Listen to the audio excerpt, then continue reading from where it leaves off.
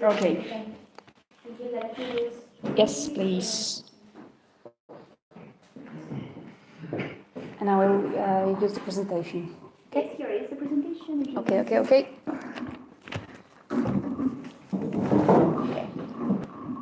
Put this in your dress. All right. Perfect. So if you want to, because we have another person online. Yeah. It's okay. I will do like that. Thank you. Okay.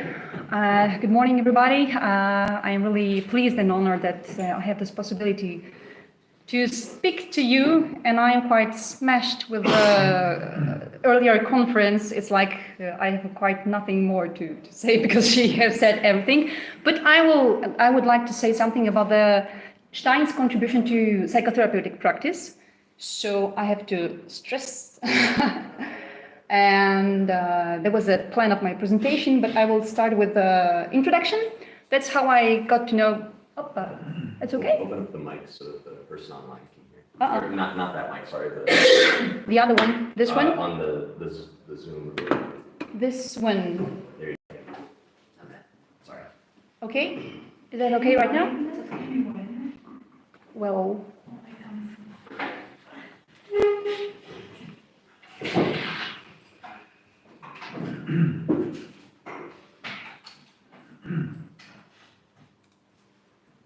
Like that? Yeah, and full, we had it full screen altogether. Here? This is the more.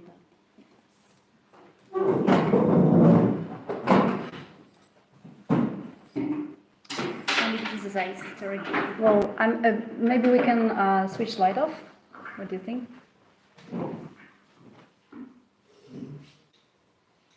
It's better? Okay, so I will just read, not to do a lot of so on.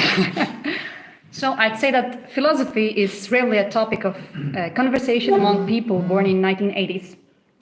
If so, probably the principal lines that should be attractive would be these hedonistic or self-centered humanistic. That's why my personal interest in Edith Stein's thought would not be obvious. Even more surprising should be the fact that I got to know her work after moving to Brazil. And it was there in Belo Horizonte in August 2015 on the Terceiro Simpósio Internacional Edith Stein, Pessoa e Comunidade, where I discovered that her thought is seriously and widely considered in academic activities, not only philosophy, but also pedagogy, psychology, and humanities. Since I'm Polish, and Edith Stein was born in today's Polish land, I found it intriguing that this encounter should have occurred on another continent. I'd like to speak first about the contemporary anthropological crisis on the eye of the psychologist. Each generation of humans has its own challenges. Living within one generation gives an impression of being more difficult than in former times. Although subjective, regarding 21st century, this impression can be objective too, because of drastic changes in humans' lifestyle. Technological progress, the internet, virtual and digital reality have created, among other things, growing possibility which turns into a necessity of relational independence. It results in weakening of personal or even social bonds.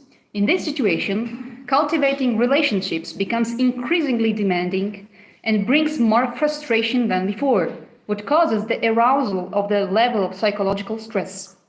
At the same time, we can observe that families rarely remain united, and this makes the psychological structuring of each next generation more and more difficult. Regarding civilizational changes and sort of value switch to more self-centered and hedonistic ones, it can be observed that we are facing a profound anthropological crisis, that is, a lack of meaning in life and distortion of meaning of fundamental values that guide human life.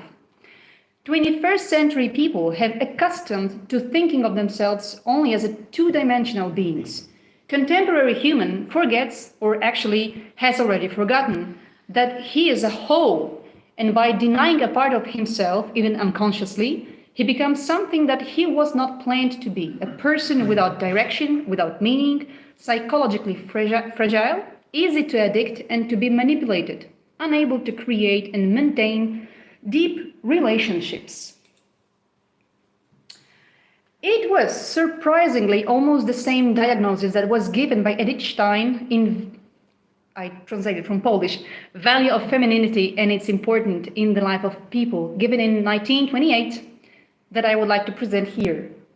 Quote, "What is the great disease of our time and our nation? In many people, an internal disintegration, a complete lack of permanent beliefs and permanent rules, aimless drifting and resulting from disappointment with such a life, seeking satisfaction in constantly new, more and more sophisticated pleasures. For those who seek the seriousness of life, it is often drowning in professional activity, which protects them from the turmoil of earthly life, but also cannot put an end to them. A state of disease makes that the object no longer functions in a way that was supposed and elaborated to.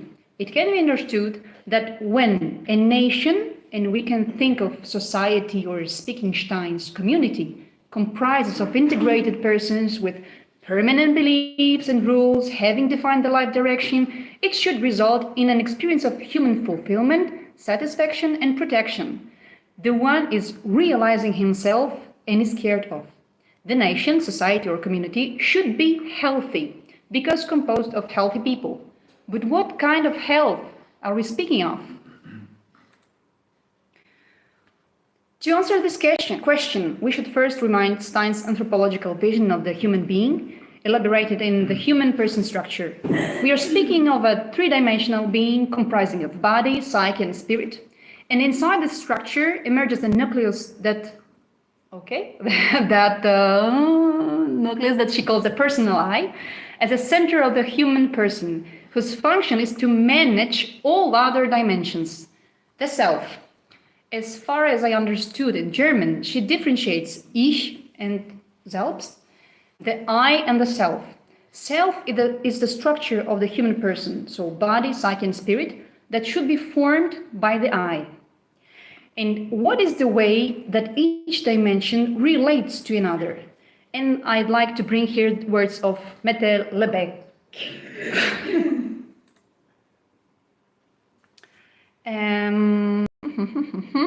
We regard, quote, we regard people as being responsible for what has become of them. The human being can and must form himself because he is an I and spiritual pole characterized by consciousness, openness, and freedom. And then the I must form the self, the entire animal nature belonging to it, as well as intentionality and freedom. To this conscious formation and responsibility, there is no parallel in subhuman animal kingdom. It is the person who, as an I, has a spiritual sense which only is accessible in its own awareness of itself. This I, the person, has a body and soul, and these are the self that it is responsible for. It carries the responsibility by searching, finding, and not losing itself, by reaching the depth of soul sufficient for the understanding of its own self and its tasks. It thus must take itself in hand, experience the ought, and look around for others of whom it might think such an I should be. End of quote.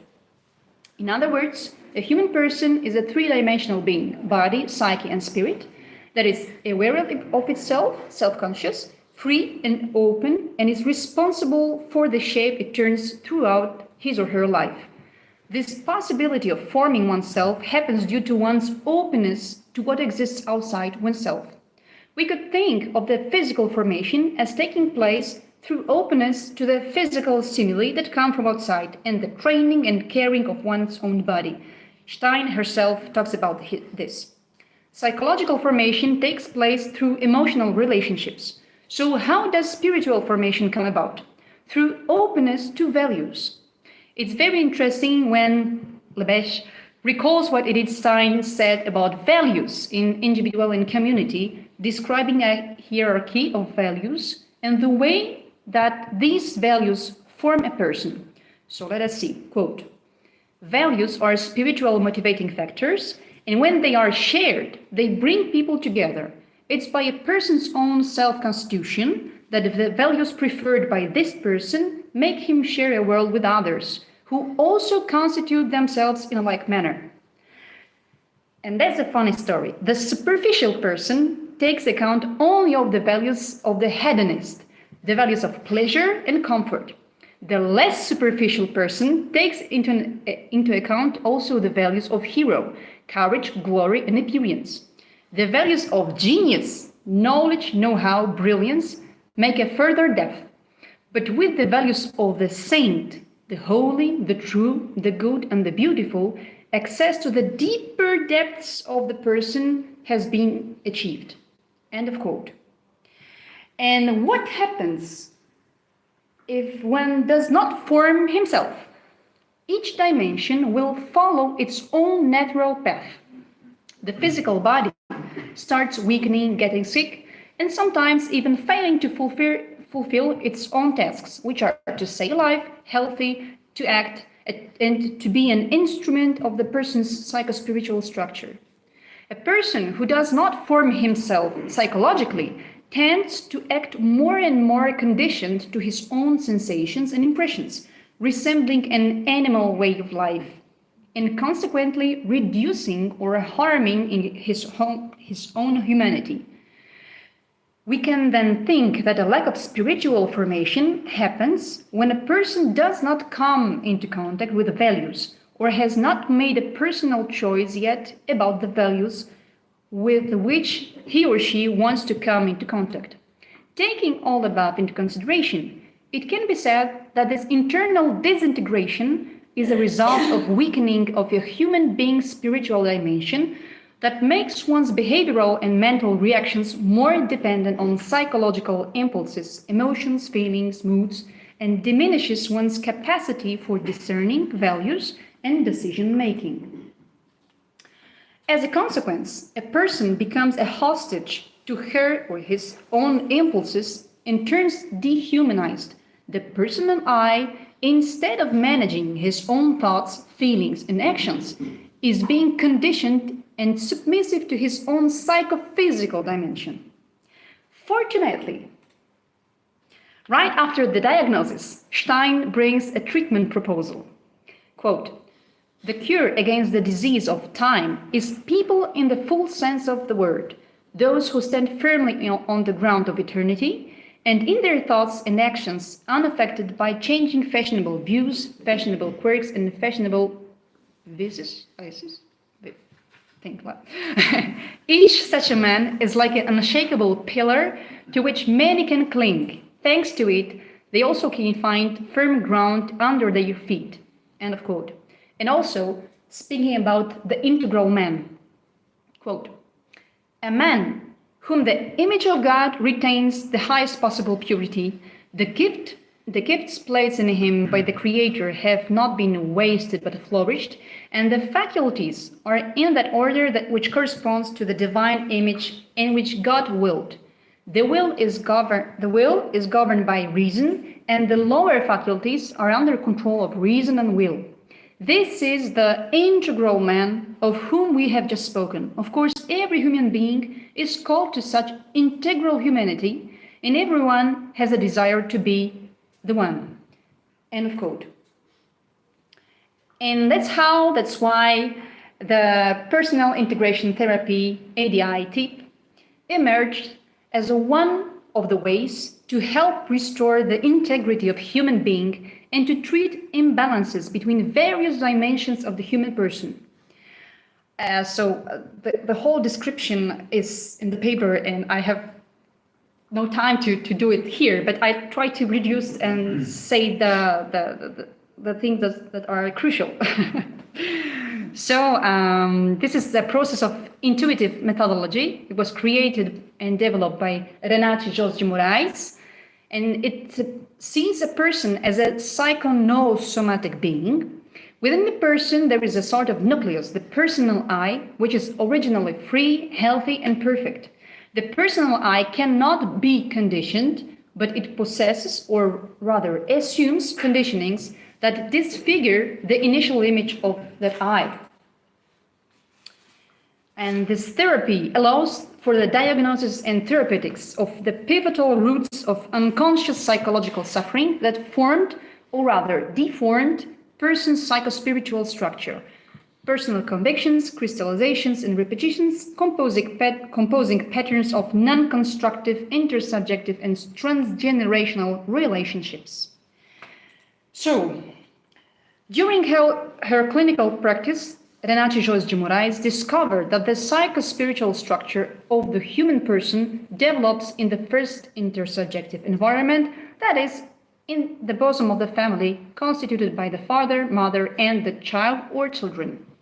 The primordial human need is to love and to be loved in return, or, if it's placed in the order of the layers of the human person structure, to be loved, which corresponds to the inferior layer, the psychophysical, and to love, which corresponds to the spiritual layer, as a love is the act proper to the human species and belongs to the spiritual dimension. The lived experiences that build the person in a harmonious way are precisely the experiences linked to love. Therefore, the lived events that have the power to leave a psychological mark on the person and change the way of self-configuration are the events perceived as a lack of love, either towards oneself as a child or between his parents. This means that the person who was developing in a humanizing way, having satisfied the primordial needs, he was learning to relate in a loving, respectful, free way, suddenly fixes unconsciously on an event that broke the continuity of his life, forcing a change of positioning towards oneself, toward others, and towards life.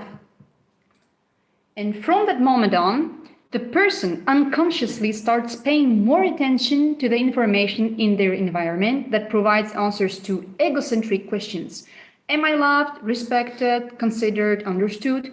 And begins to look at the reality from the angle of satisfying their own psychological needs. In this way, the person regresses in human development to the animal stage and can begin to build her or his own relationships in an egocentric and therefore less humanized way.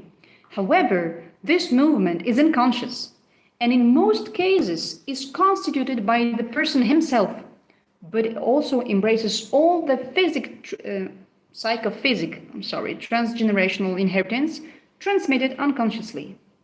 So, the aim of this therapeutic intervention is to treat and resolve psychological suffering in such a way that it no longer covers or blocks the natural capacity to love, reinforces the original potential of personal I, along with all its capacities and freedom, and encourages taking on one's life to stop being psychologically in the hand of others and to return the patient to his own hands. So it's just to show you that Renate Joyce de Moraes got to know Angela Alice Bello, and Angela Alice Bello know this work in Brazil. And in 1983, Renate Joyce de Moraes met Viktor Frankl in person, also in Vienna. So this methodology remains in scientific dialogue with other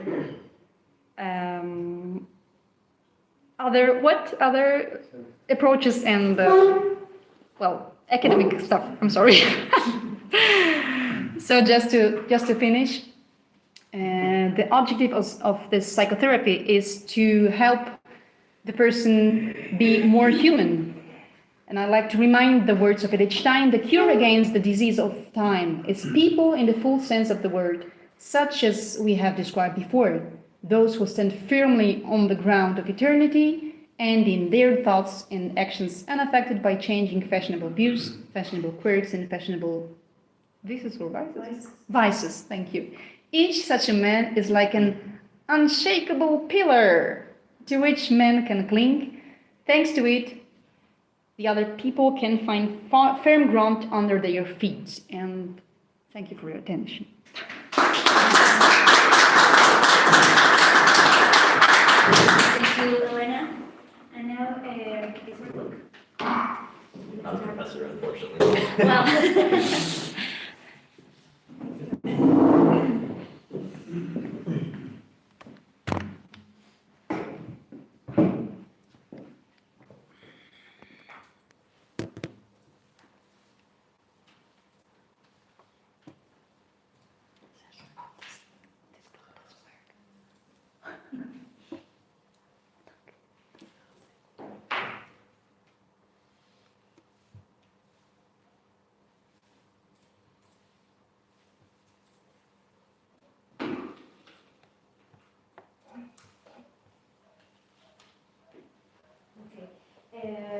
Rachel Luke. We'll talk about STEM thought and education as informed by domestic anthropology. You can start. Good morning. Good morning.